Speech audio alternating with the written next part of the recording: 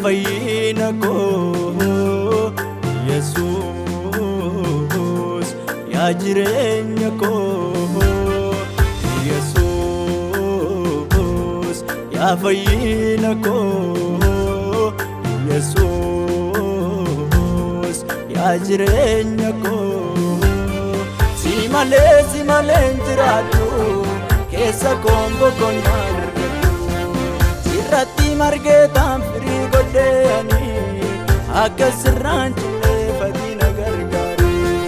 sirratti margeetaan firii godheeni akka sirraan cilleeffatii na gargaari sirratti margeetaan firii godheeni akka sirraan cilleeffatii na gargaari.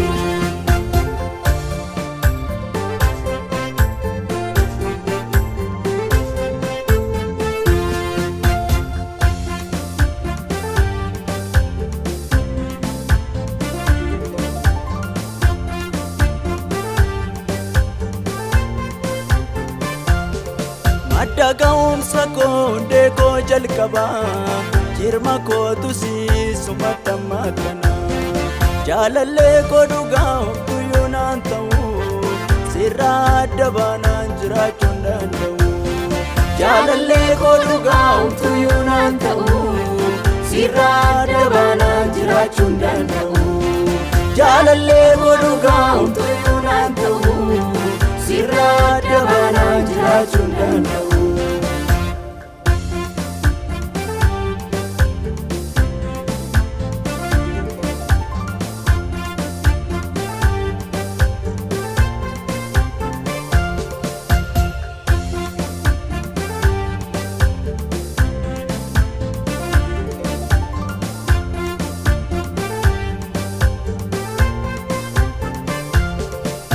Abbaa dhugaa koo maaloo nan buusini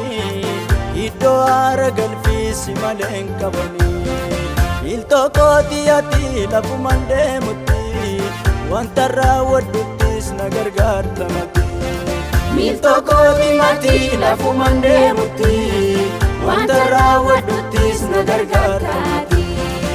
iltoo kootii ati lafuman deemutti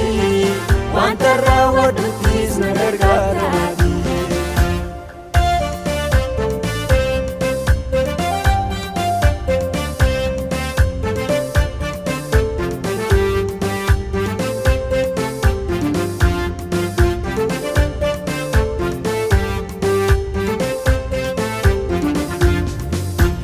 Yaa Yesuus koo sinna keessa jira deeme tan dubbii kee amma dhumaa hima ati alfaa dhagaa jalqaba koo Yesuus ati omeegadhaa xumura koo Yesuus ati alfaa dhagaa jalqaba koo Yesuus ati omeegadhaa xumura koo Yesuus ati alfaa dhagaa jalqaba koo Yesuus ati omeegadhaa xumura koo Yesuus ati na keessa Yesuus ani immoo si keessa ati abbaa keessa hafuurris na keessa hundumtuu wal keessa hundumaan jiraanna ati na keessa Yesuus ani immoo si keessa ati abbaa keessa hafuurris na keessa hundumtuu wal keessa hundumaan jiraanna Yesuus yaa fayyina koo Yesuus yaa jireenya koo Yesuus yaa fayyina koo Yesuus yaa jireenya koo si malee jiraadhu keessa koombo konnaan argadhu sirratti margeetaan firii godheeni akka sirraan cilleeffatii na gargaari sirratti margeetaan firii godheeni akka sirraan cilleeffatii na gargaari.